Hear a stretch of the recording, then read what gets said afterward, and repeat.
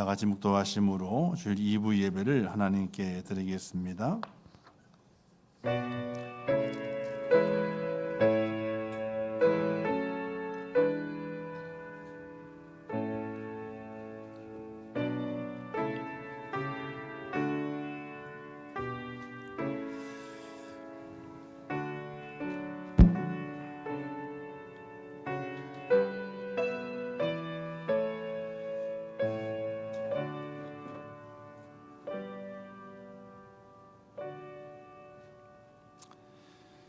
시온에서 이스라엘을 구원하여 줄 자 누구인가?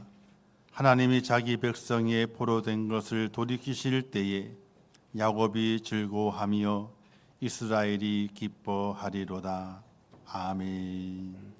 자비로우시고 은혜로우신 하나님 아버지, 저희를 사랑하셔서 하나님의 자녀 삼아 주시고 천국 백성 되게 하심을 참으로 감사합니다. 그 은혜와 그 사랑은 독생자 예수 그리스도의 십자가의 피 흘려오는 말미암아 우리에게 주어진 하나님의 놀라우신 축복입니다. 그 축복을 마음에 새기면서 대강절의 기간을 보내는 우리들 속에 더욱더 하나님을 사랑하고 하나님을 더욱더 가까이 하며 하나님의 말씀 앞에 순종할 수 있는 믿음의 자세를 간직할 수 있도록 은혜를 허락하여 주옵소서. 오늘도 불러주시어서 예배자로 삼아주신 아버지 하나님, 신령과 진정으로 하나님께 예배하게 하시고 우리의 마음속에 주님을 향한 간절한 기대와 소망이 넘치는 복된 시간 되게 하여 주시옵소서. 예수님의 이름으로 기도하옵나이다. 아멘.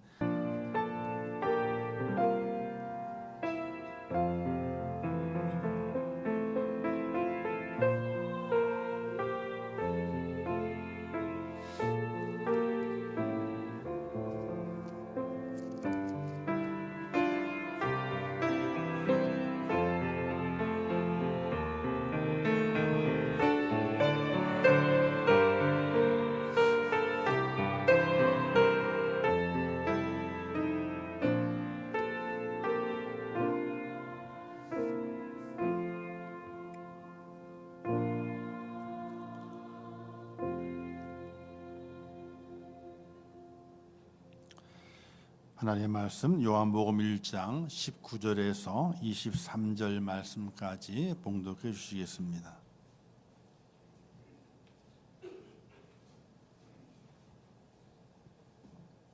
하나님의 말씀 봉독합니다.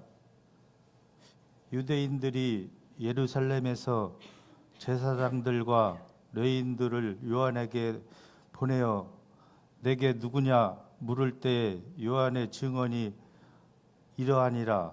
요한이 드러내어 말하고 숨기지 아니하니 드러내어 하는 말이 나는 그리스도가 아니라 한데 또 묻되 그러면 누구냐 내가 엘리야냐 이르되 나는 아니라 또 묻되 내가 그 선지자냐 대답하되 아니라 또 말하되 누구냐 우리를 보낸 이들에게 대답하게 하라.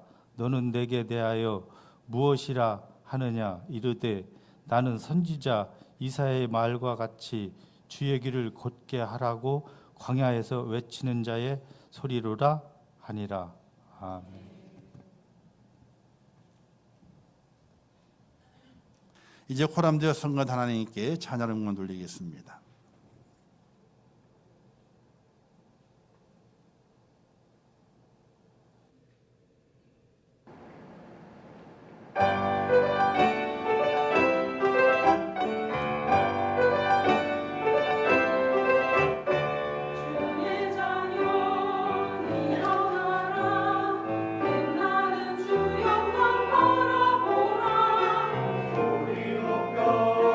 찬양하라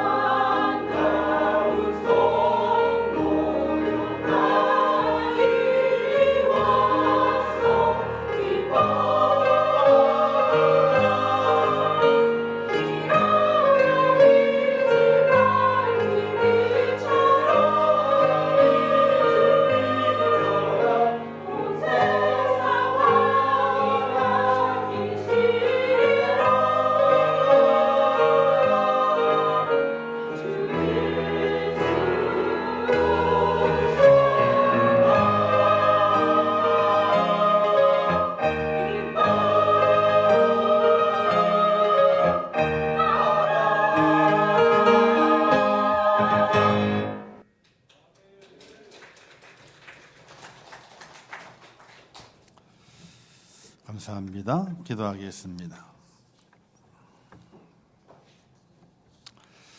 참 고맙고 감사하신 하나님 아버지, 허물 많고 죄 많은 저희들을 버리지 아니하시고 강권적으로 붙드시사 믿음을 더하시며 독생자 예수 그리스도를 믿어 구원의 길에 서게 하신 아버지 하나님, 오늘도 거룩한 주일 하나님의 전에 불러주시어 하나님의 자녀임을 고백하며 하나님의 백성 삼아주신 하나님의 큰 은혜 앞에 감사하며 예배하게 하심을 참으로 감사합니다. 저희를 붙드셔서 이 믿음 변치 않도록 인도하시고 이 땅에 우리 주님께 다시 오시는 그 순간까지 믿음을 지켜내는 하나님의 사람이 되게 하여 주시옵소서. 특별히 대강절의 기간을 함께 보냅니다. 이 대강절을 주신 하나님께 감사하고 2000년 전에 이 땅에 오신 아기 예수의 탄생을 축하하며 또 다시 오마 약속하신 우리 주님의 그 약속의 말씀을 우리의 마음에 새기며 주님의 재림을 간절히 소망하는 하나님의 사람이 되게 하여 주시옵소서. 오늘 예배하면서 이 땅에 다시 오실 그 주님을 간절히 기다리는 나는 누구인가를 잘 발견하게 하시고 주님 앞에 온전히 서서 이 땅에 오시는 예수님을 영접하고 그분을 내 마음에 깊이 모시며 그분과 함께 영생 복락을 누리는 하나님의 사람이 되게 하여 주시옵소서. 지난 한 주간 동안에도 저희를 지켜주심을 감사합니다. 어렵고 힘든 시간들을 보내고 고난의 때를 보내고 또 근심과 염려가 있는 세상살이이지만은 하나님의 도우심 가운데 승리케 하시고 오늘 하나님의 전으로 불러주심을 진심으로 감사합니다. 하나님의 은혜가 발견되고 나를 도우시는 하나님의 그 사랑이 발견되며 끝까지 나를 붙드시는 하나님의 은혜가 발견되는 믿음의 축복자가 되게 하여 주시어서 주님 오시는 그날까지 믿음을 지키며 이 땅의 모든 삶 속에서 승리하여 하나님의 영광을 드러내는 믿음의 사람 되게 하여 주시옵소서. 이 시간 함께 하실 것을 믿습니다. 예수님의 이름으로 기도하옵나이다. 아멘. 한번 따라서겠습니다. 나는 누구인가? 나는 누구인가? 오늘 말씀 함께 나누면서 예수님 앞에 서 있는 나는 누구인가? 나를 발견할 수 있는 귀한 시간 되기를 바라겠습니다. 우리가 사는 시대를 스피드의 시대라고 말합니다. 자동차를 선전하게 될 때에 100km 서 있는 정지 상태에서 100km까지 속력을 내는데 얼마가 걸리느냐. 이게 자동차의 가장 중요한 성능의 키포인트입니다. 정지 상태에서 시동을 딱 걸고 출발하는 겁니다. 빵 해가지고 100km가 올라가야 돼요. 그게 몇 초에 100km에 올라가느냐. 이게 자동차의 성능의 첫 번째예요. 이게 짧아야 돼요. 100km 가는데 한 20초 걸리는 거야. 그러면 안 돼요. 10초 안에 100km에 도달해야 돼요. 엄청 빠른 거잖아요. 그죠? 자, 스피드의 시대 또는 광속의 시대라 그럽니다. 우리의 문화는 조급증에 많이 시달리게 되죠. 그래서 기다림의 아름다움이 사라져서 기다림의 미학이다. 그래서 이제 기다려서 먹는 그게 좀 트렌드가 돼서 어느 식당은요 무한히 기다려. 천천히 조리를 해. 국물 내는 것부터 시작해서 천천히 조리를 해요. 음식 나올 때까지 한 30분은 걸리는 것 같아. 그럼 그 식당 어떻게 돼요? 망한다. 망한다. 여러분 식당 갈 때 어떻게 합니까? 주문하죠. 주문하면서 가는 그 종업원에게 뒷꼭지에다 한마디 붙입니다. 뭐라고요? 빨리요. 빨리요 붙여요. 자, 커피를 뽑을 때 자판기를 뽑잖아요. 뽑을 때 눈이 어디가 있어요? 벌써 이렇게 봐야 이렇게. 컵이 나왔나 안 나를 확인하고 쪼르륵 물소리가 납니다. 그럼 어떻게 돼요? 물소리 그칠 때까지 기다려 안 기다려요? 아니에요. 문 열고 손이 가 있어 벌써. 물소리가 나오기 끝나기 전에 벌써 끝내가려고 준비하고 있는 거예요. 그러다가 너무 빨리 끄집어내는 바람에 이제 커피물이 손에 닿아서 아 뜨거 하는 경우도 있는 것을 보게 됩니다. 자, 빠른 것을 요구하죠. 우리나라 택배는 엄청 빨라요. 그죠?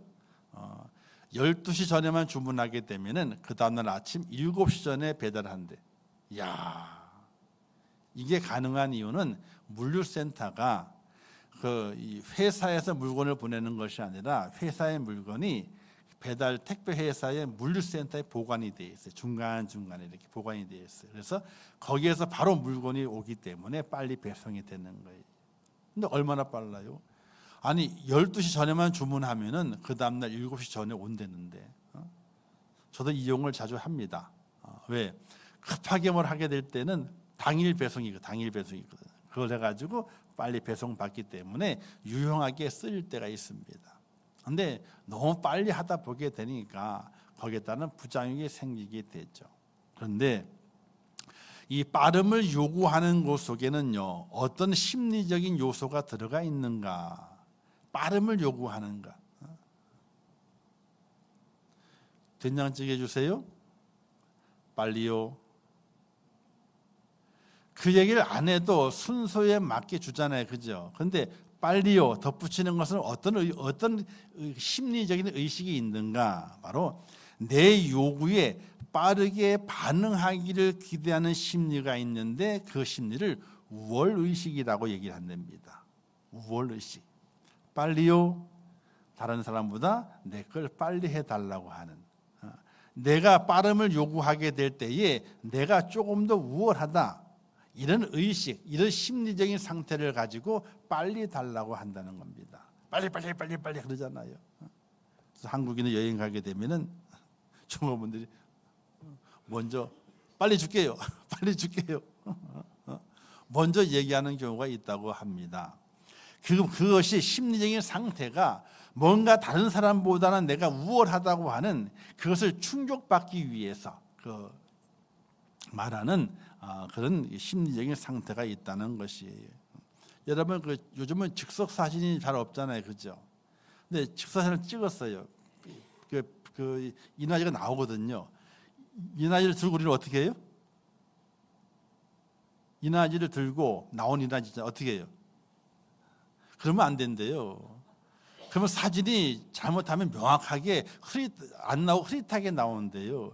딱 나오면 가만히 두고 있어야 되는데, 근데 우리는 너무 급해가지고 빨리 보려고 이렇게. 그리고 요즘은 문자나 카톡을 많이 하지 않습니까, 그죠? 요즘 문자를 하더라도 표시가 나가지고 봤는지 안 봤는지를 그걸 알게 돼요. 안 보면요 난리 나요. 지금 뭘 하고 있길래 문자도 안 보고 카톡도 안 보고. 근데 봤는데 더 난리 나. 답을 빨리 안 오게 되면 조급증이 나가지고 빨리 내게 답을 줘야 되는데 왜 안 주냐, 이 조급증이 나는 거예요. 근데 그 모든 심리가 내 요구에 빠르게 반응해야 된다는 거야. 왜? 내가 당신보다는 조금 우월하다. 말로 표현하지 않지만은 좀 우월하다. 이런 심리적인 모습이 내포되어 있다는 이야기. 사랑하는 성도 여러분, 조금 느리게 사세요. 할렐루야. 프랑스 작가 사무엘 베케드라는 분이 이런 얘기를 했습니다. 인간은 본래적으로 기다리는 존재랍니다. 인간은 원래적으로. 자, 어릴 때에는요, 어른이 되기를 기다리고, 학교에 들어가게 되면 졸업할 때를 기다리고, 처녀 총각 시절에는 사랑하는 사람을 기다리고, 결혼한 다음에는 아기를 기다리고, 문제가 있는 사람 문제가 해결되기를 기다리고, 이해할 수 없는 문제에 시달리는 사람은 왜 이 사건이 내게 왔는가, 그 의미를 깨닫기를 기다린다는 거예요. 그런데 기다림을 잘못해서 문제를 만들고, 기다림을 잘못해 더 근심이 되는 경우가 많다는 이야기. 잘 기다리는 것, 이게 참 중요하다고 합니다. 자, 대강절은요, 예수 그리스도의 이 땅에 오심을 기뻐하고 다시 오실 주님의 재림을 기쁨으로 기다리는 절기입니다. 대강절은 임마누엘의 주님, 다시 오면 약속하신 재림의 주님과의 그 만남을 기다리는 절기가 바로 이 대강절입니다. 대강절, 대림절 또는 주현절 뭐 이렇게 여러 가지 단어를 사용하지만은 기다리는 절기. 예수 그리스도 다시 오실 그 주님을 간절히 기다리는 마음을 갖고 있는 것이 바로 이 대강절의 시간입니다. 구약의 유대인들은요, 바벨론의 포로 시절 때에 예루살렘에 돌아가기를 간절히 기다렸습니다. 왜? 예루살렘은 그들의 고향이고 하나님의 도성이 있는 곳이기 때문에 그 예루살렘에 가기를 간절히 고대했습니다. 그래서 드디어 해방을 맞이하고 예루살렘으로 갔습니다. 근데 그들의 눈에 펼쳐진 예루살렘은요, 그렇게 좋은 예루살렘이 아니었어요. 70년 전에 바벨론의 침략을 통해서 황폐화된 곳에 사람이 살지 않기 때문에 무너진 건물과 그리고 온갖 자풀들이, 들짐승들이 드나드는 그런 성이 되고 말았어요. 참 비참하잖아요. 자기의 고향이, 자기의 영적 고향이 황폐해지고 지고 사람이 살지 않고 짐승이 사는 곳으로 변해버리고 말았으니까 그들의 마음이 얼마나 힘들었겠습니까? 하나님께서 그들을 위로하시기 위해서 말씀을 주시게 됐죠. 바로 메시아에 대한 말씀을 주시게 되는 겁니다. 이 땅에 왕이 올 것이다. 너희들의 왕이 올 것이다. 만왕의 왕이 올 것이다. 그 왕에 대한 메시지를 그들에게 주어서 황폐한 예루살렘을 바라보는 그들에게 다시 소망이 생기도록 만들게 됩니다. 예루살렘을 재건하죠. 다시 만듭니다. 성전을 복원하게 됩니다. 그러면 더 큰 소망, 만왕의 왕, 우리의 메시아 그리스도가 올 것을 간절히 기대하는 소망의 그 마음, 기다림의 그 마음을 하나님께서 그들에게 주시게 됩니다. 그런데 문제는 그들이 하나님 은혜 가운데 변화되고 새로워지고 그 믿음을 키워가야 될 그들이 그렇게 하지를 못해요. 기다림은 있지만은 그들의 삶의 모습이 하나님이 원하시는 경건과 거룩함을 닮아가지 못해요. 하나님께서 이제는 내가 너희와 말하지 않으련다. 그래서 400년 동안 하나님의 말씀을 전하는 선지자가 없었어요. 그 말라기 이후에 선지자가 없는 그 시대를 암흑의 시대라 이렇게 말하고 있는 겁니다. 400년 동안 하나님의 계시가 없고 하나님의 종들이 드러나지 않았는데 이제 400년이 지난 다음에 침묵하시던 하나님께서 말씀을 하시게 됩니다. 그 말씀하는 자를 보내셨는데 그가 바로 세례 요한입니다. 400년 동안 침묵의 시대를 깨버리고 이제 하나님께서 말씀하십니다. 그래서 세례 요한을 보내서 회개하라 천국에 가까워 왔느니라 라고 복음을 전하기 시작합니다. 오늘 본문의 내용이 예수님 오시기 전 6개월 전에 나타난 세례 요한의 이야기를 말하고 있죠. 희망이 사라지고 지도자 없던 암흑의 시대에 세례 요한이 나타나 회개를 외치며 세례를 주면서 활동을 하기 시작합니다. 수많은 사람들이 몰려와서 세례를 받습니다. 또 그의 말을 듣고 회개합니다. 변화됩니다. 새로운 선지자 나타났다 기뻐 뜁니다. 그러면서 이 세례 요한이 과연 누구일까에 대한 궁금증이 생기게 됩니다. 왜? 400년 전에 하나님께서 말씀을 하시기 전에 이스라엘 앞에서 말씀하시게 될 때에 메시아에 대한 말씀과 만왕의 왕에 대한 말씀을 분명히 예언하셨거든요. 사람들 생각 속에 이 세례 요한이 그가 아닐까 이런 궁금증을 가지게 됐습니다. 이 세례 요한의 이 활동의 내용이 그냥 요단 강가에 있었던 것이 아니라 점점 그 소문이 퍼져서 예루살렘까지 올라가게 됩니다. 예루살렘에 있는 유대인들이 이 세례 요한이 과연 누구일까 알아보기 위해서 제사장들과 레위인을 세례 요한에게 보내게 됩니다. 보내서 한 질문이 오늘 이 질문의 내용이에요. 너가 누구냐? 너가 누구냐? 너의 신분을 밝혀라. 그렇잖아. 우리가 살아가는 동안에 누가 막 센세이션을 일으키고 뭔가 활동이 막 커져요. 그러면 사람들이 저 사람 누구야? 알아보려고 그러잖아요. 그것처럼 이 유대 사회의 세례 요한이 누구인가 알아보기 위해서 사람을 보내게 됩니다. 너가 누구냐? 정체를 밝혀라. 그들은 세례 요한이 그리스도인 줄 알고 그렇게 묻는 거였습니다. 이때 세례 요한이 말하기를 나는 그리스도가 아니다. 아니다. 그리고 엘리야냐 또는 그 선지자냐 이렇게 묻게 될 때 나는 엘리야도 아니고 그 선지자도 아니다. 이렇게 답하게 됩니다. 근데 사실 세례 요한은요 자신의 신분을 얘기하게 될 때에 좀 내세울 만한 신분이 왜 아버지가 사가랴거든요. 그리고 어머니가 엘리사벳입니다. 사가랴는요 제사장이었어요. 또 엘리사벳은 아주 경건하고 거룩한 자였어요. 그래서 마리아가 예수를 잉태했을 때에 가장 먼저 인사로 간 곳이 바로 엘리사벳이거든요. 그리고 세례 요한의 출생, 탄생 또한 신비에 쌓여 있는 겁니다. 예수님의 탄생만 천사가 알리신 것이 아니에요. 세례 요한의 탄생도 천사가 알렸습니다.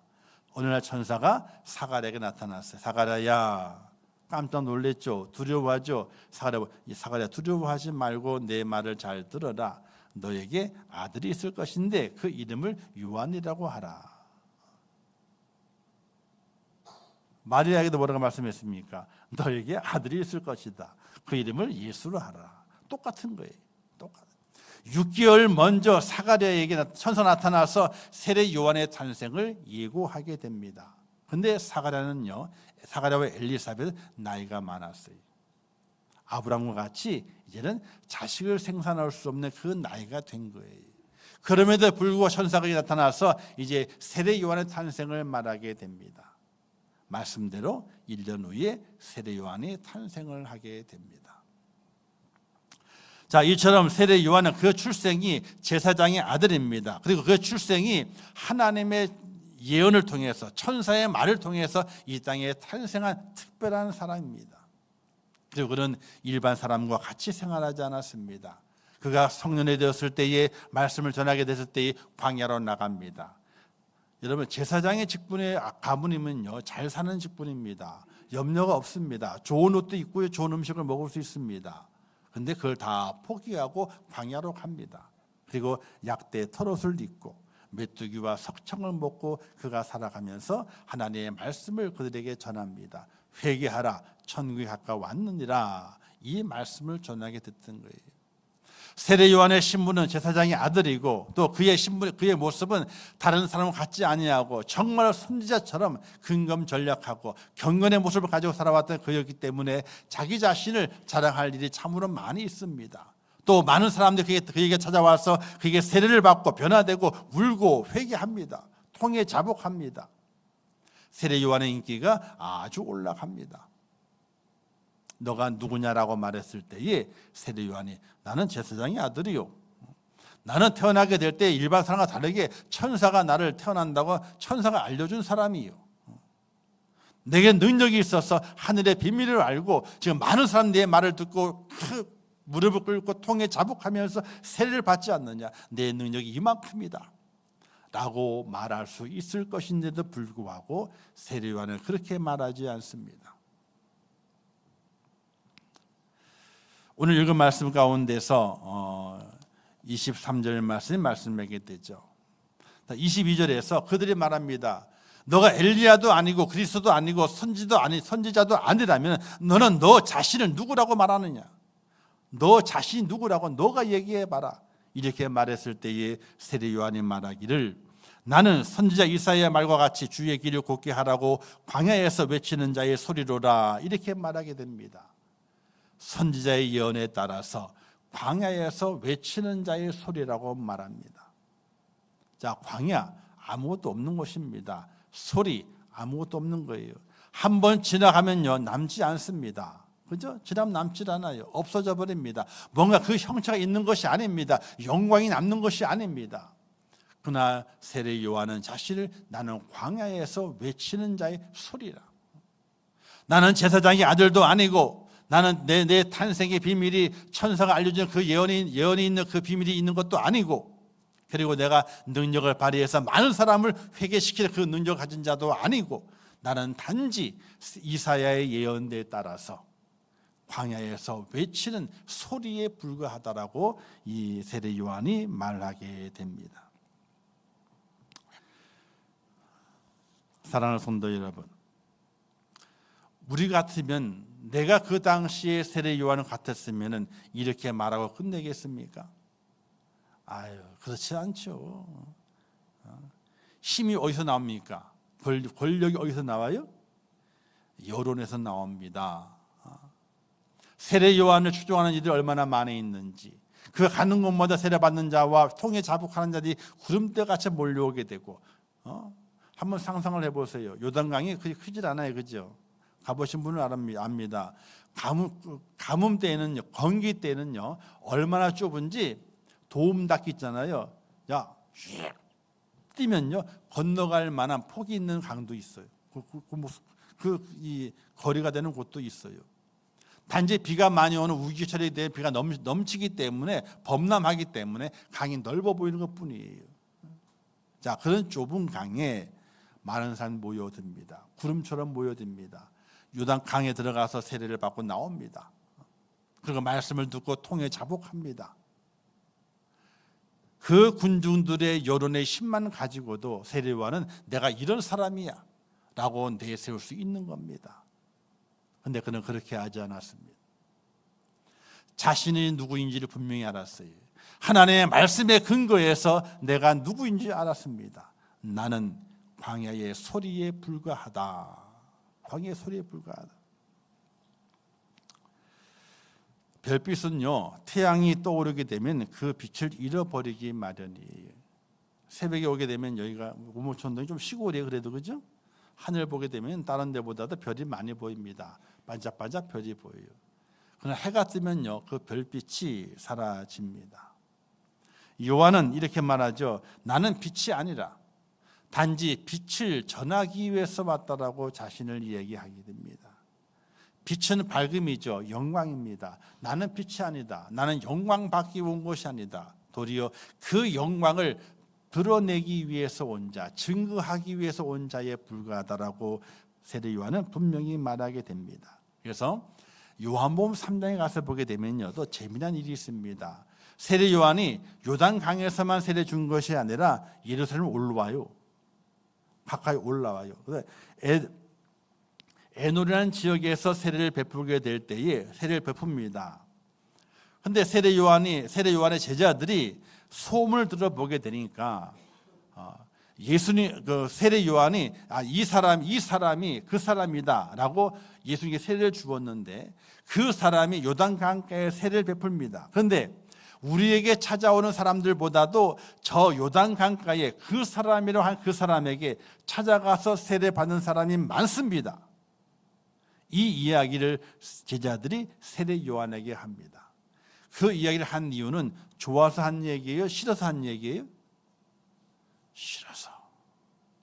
아니, 우리의 스승이신 세례 요한에게 많이 와야 되는데 어떻게 우리 스승의 세례 받을 그 사람의 세례를 준다 그러게 되니까 요단강에 많은 사람들이 몰려갑니까? 이렇게 말했을 때에 세례 요한이 이렇게 말합니다. 나는 그리스도가 아니라 그분보다 앞서 보내심을 받은 사람이라고 내가 너희에게 이야기하지 않았느냐. 덧입혀 말하기를 그는 흥하여야 되겠고 나는 쇠하여야 하리라. 정치 게임도 여론 싸움이에요. 여론에 의해서 정책이 살아나고요, 여론에 의해서 정책이 죽어요. 정책도 여론 싸움입니다. 여론이 안 좋으면요, 정책이 죽어. 여론이 좋으면요, 안 좋은 것도 살아요. 이 땅의 힘은 여론입니다. 누구에게 군중이 많이 몰리느냐에 따라서 달라지게 되는 거예요. 그래서 시위를 하게 될 때에 데모죠. 시위를 하게 될 때에 경찰 추사는 얼마, 주최 추사는 얼마, 차이가 많이 나요, 안 나요? 한 10배가 나. 경찰은 5천 명이라고 그랬는데 주최측은 5만 명이래. 10배가 차. 왜? 숫자를 분리해야 되거든요. 그래야 힘이 있는 거기 때문에 그래요. 그러니까 군중이 어디에 가 있느냐에 따라서 힘이 달라지게 되는 거예요. 세례 요한은 예수님께 많은 군중이 가서 세례를 받는 것에 대해 말씀 말하기를 나는 쇠하여야 된다. 오히려 그분이 흥하여야 된다. 이렇게 말하게 됩니다. 나는 빛이 아니라 다만 빛에 대하여 증거하는 자에 불과하다. 이런 고백을 하게 되죠.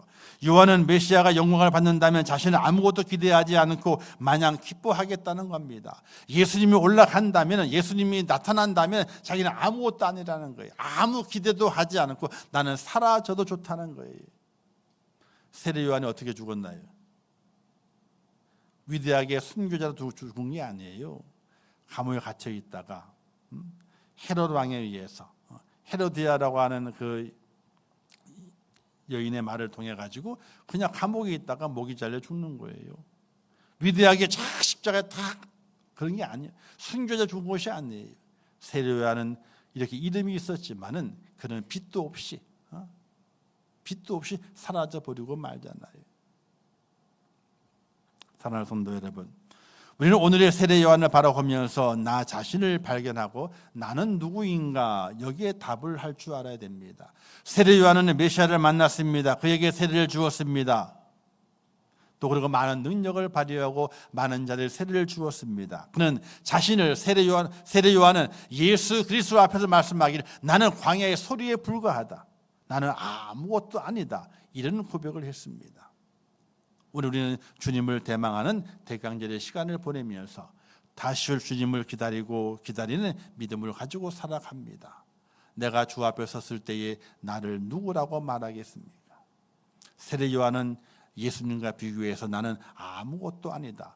소리에 불과하며 그의 신발끈 풀기도 감당치 못하는 연약한 자라는 것을 그 주님 앞에서 고백했던 세례 요한.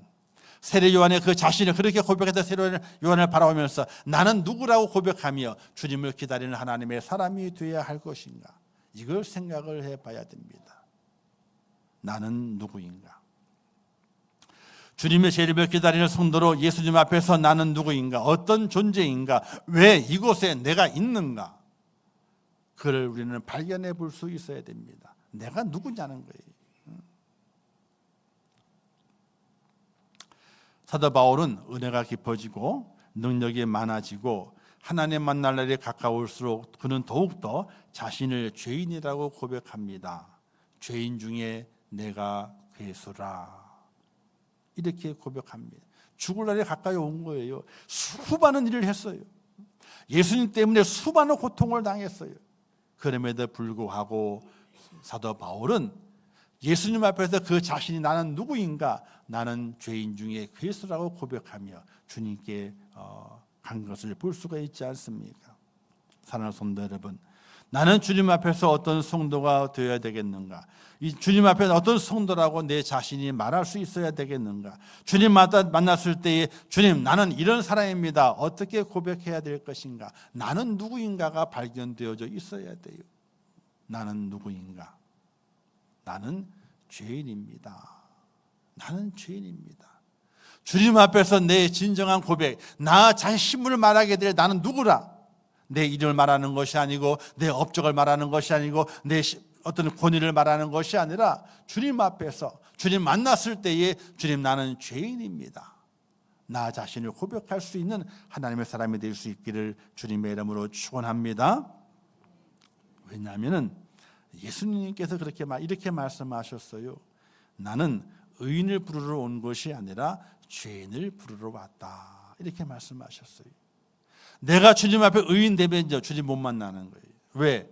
주님께서는 의인을 부르는 것이 아니라 그랬어요. 나는 죄인을 부르러 왔다. 내 자신 누구인가? 주님, 나는 죄인입니다. 라고 고백하게 될 때에 주님께 갈 자격이 된다는 사실이에요. 우리는 먼저 우리의 죄에 대한 고백이 있어야 됩니다. 이것이 바로 물세례고 물세례만으로 사람이 새로워질 수는 없습니다. 성령 세례를 받아야 됩니다.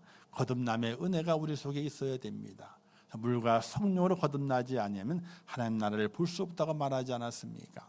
사랑하는 성도 여러분, 이 대강절의 기간은요 주님의 재림을 간절히 기대하는 기간입니다. 그러나 그냥 기대하는 것이 아니라 내가 주님 만났을 때 주님 나는 누구입니다 라고 말할 수 있는 내 자신 누구인가를 확실하게 아는 모습으로 주님의 재림을 기다리는 하나님의 사람이 되셔야 됩니다. 나는 누구인가?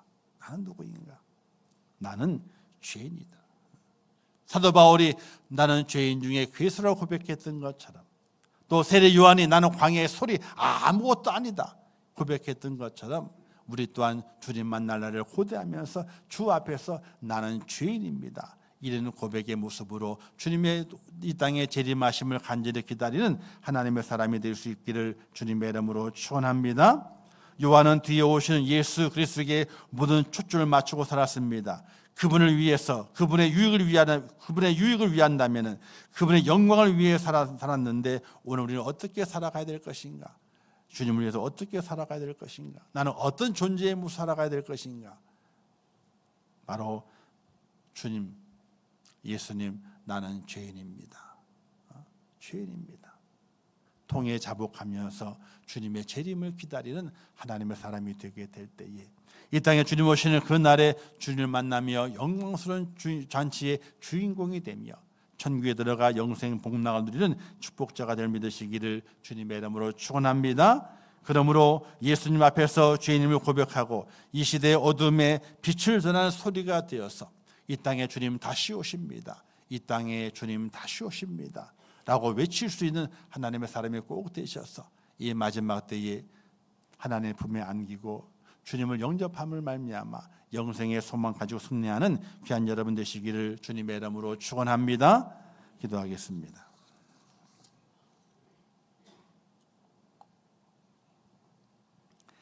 하나님 아버지, 은혜와 사랑을 참으로 감사합니다.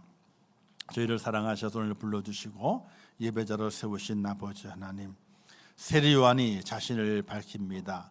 나는 광야의 소리에 불과하다라고 자신을 밝힙니다. 오늘 우리도 세례 요한처럼 이 땅에 다시 오실 예수님을 높이 세우고 그분 중심으로 세워가며 그 앞에 섰을 때에 나는 죄인입니다 라고 고백할 수 있는 하나님의 사람이 될 수 있도록 은혜를 더하여 주시옵소서. 예수님의 이름으로 기도하옵나이다. 아멘. 지금은 우리 주 예수 그리스도의 은혜와 하나님 아버지의 크신 사랑하심과 성령님의 감화 감동 위로 축복 교통하신 은혜가 오늘 거룩한 주일을 지키며 특별히 대강절의 기간을 보내면서 이 땅에 다시 오며 약속하신 그 주님의 그 약속을 의지하며 주님을 기다리며 주 앞에 서는 나는 죄인입니다라는 고백을 가지고 이 땅에 다시 올 주님을 영접하고 기다리며 천국에 들어가 영생 복락을 누리기를 소망하는 우리 임종교회 모든 성도들 머리 위에와 그들의 가정과 자녀들과 기도의 제목들 위에 이 나라 이민족이 온 지구촌 위에 지금도 세계 속에서 복음을 전하시는 선교사들과 그 선교의 현장들 위에 이제부터 영원토록 함께 있을지어다. 아멘.